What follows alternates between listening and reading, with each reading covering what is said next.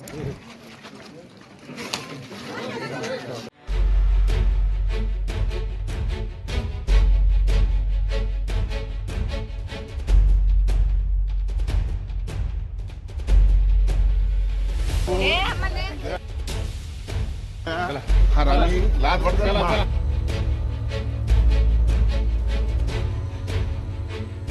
कुणी कृत्य केलं ना त्याला सुद्धा फटके दिले पाहिजे, त्याला सुद्धा चौकात नेऊन ठोकलं पाहिजे नालायकाला. कोल्हापुरातल्या राजारामपुरी परिसरातल्या दौलत नगरात एका लहान घरात 40 वर्षीय महिलेला साखर दंडाने बांधून घातल्याची धक्कादायक घटना घडली. कोल्हापुरातील राजारामपुरी पोलीस तात्काळ घटनास्थळी दाखल झाले असून त्या महिलेची सुटका केली. सुरेखा साळी असे त्या महिलेचे नाव असून ज्या ठिकाणी ही महिला साखर दंडाने बांधलेल्या अवस्थेत सापडली त्याच ठिकाणी महिलेचा भाचा पोलिसांना मिळाला.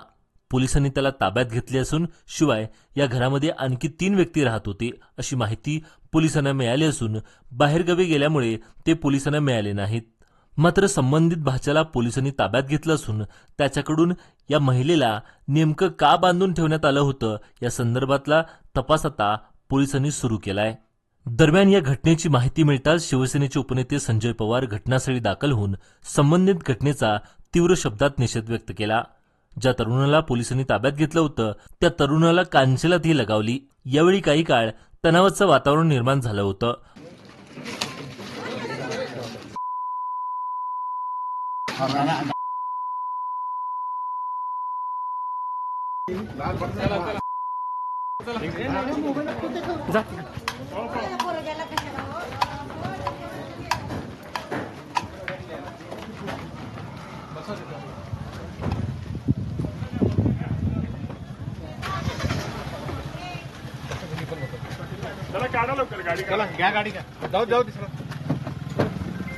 मात्र या घटनेचा तीव्र शब्दात निषेध व्यक्त करत असल्याचं सांगत अशी घटना घडत असताना सर्वच आजूबाजूच्या महिलांनी देखील याची माहिती देणं गरजेचं होतं असंही त्यांनी म्हटलं.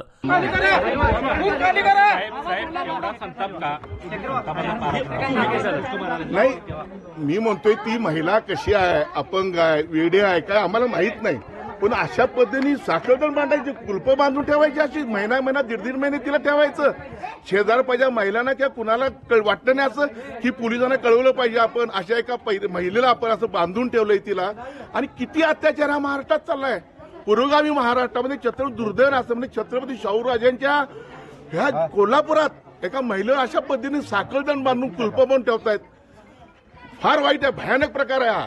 ज्यांनी कुणी हे कृत्य केलं ना त्याला सुद्धा फटके दिले पाहिजे, त्याला सुद्धा चौकात नेऊन ठोकलं पाहिजे नालायकाला. ते फटका दिला हो, चांगला ठोकला पाहिजे नालायकाला, चांगला ठोकला पाहिजे. त्याची आई किंवा बहीण असते कोण आहे मला माहित नाही, पण पद्धत कुठली आहे ही साखळदंड बांधलं हे. ज्यांनी कोणी उघड जात त्याचं मी अभिनंदन करीन, पण ह्या गल्लीतल्या लोकांनी, ह्या बहिणींनी, इथल्या महिलांनी सुद्धा सावध राहणं गरजेचं होतं. ती महिला कुणी बांधून ठेवलं, ही महिला का दिसत नाही. अरे काय तिच्या अत्याचार झाली, 1.5 महिना तिला साखळदंड कुलपट ठेवता तुम्ही. फार भयानक आहे. कठोर शिक्षा झाली पाहिजे. ज्यांनी कुणी काय केलं त्याला कठोर शिक्षा झाली पाहिजे अशी आमची मागणी आहे. कठोर शिक्षा नाहीतर आम्हाला कायदा हातात घेऊन त्याला आम्ही शिक्षा देऊ. कुठल्या पद्धती आम्ही अशा पद्धती आम्हाला. इथल्या महिला आता पाठीशी घालायचा प्रयत्न करत होते, आता त्याला का पकडले असं सांगतायत. नाही, वाईट आहे, वाईट आहे. ज्यांच्या घरात घडले ना त्यांना माहित असतं. जे आता महिला आरोप करतायत त्यांच्या घरात घडलेलं नाही आहे. माझ्या ह्या सगळ्या महिलांना आणि सगळ्या इथल्या बांधवांना विनंती आहे, असं काय कृत्य घडत असेल तर निनावी तुम्ही फोन करा आणि प्रशासनाला कळवा, माध्यमांना कळवा.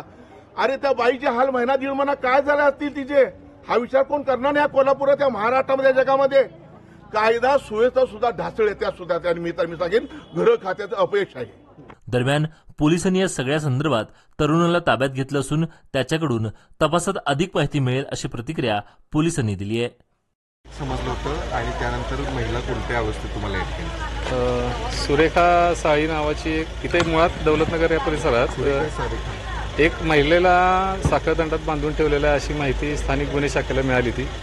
त्या आधारे त्यांचं पथक व मी स्वतः आम्ही सगळे एकत्रित आलो.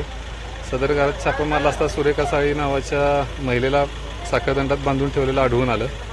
पहिले 2 चाव्या तिथे मिळाल्या, त्यांना आम्ही तिला सोडवलं. एक लॉक निघत नव्हतं, मग चावीवाल्याला बोलून ते लॉक पण आपण काढलेलं आहे आणि तिची मुक्तता केलेली आहे. तिला आता सिक्युअर हॉस्पिटल येथे उपचाराला पाठवलेलं आहे. तिला का बांधून ठेवलं आणि कुणी घरातल्यांनी कशाबद्दल बांधून ठेवलं तर ही माहिती घेऊन पुढील आम्ही कायदेशीर कारवाई करत आहे. ताब्यात घेतलं एका मुलाला तिच्या भाच्याला ताब्यात घेतलेलं आहे. पुढील कारवाई करतो. तो त्याच वेळी होता. 1-1.5 महिन्यापासून असा प्रकार चालू आहे समजतंय. अधिक माहिती घेऊन आपण पुढची कारवाई करतो.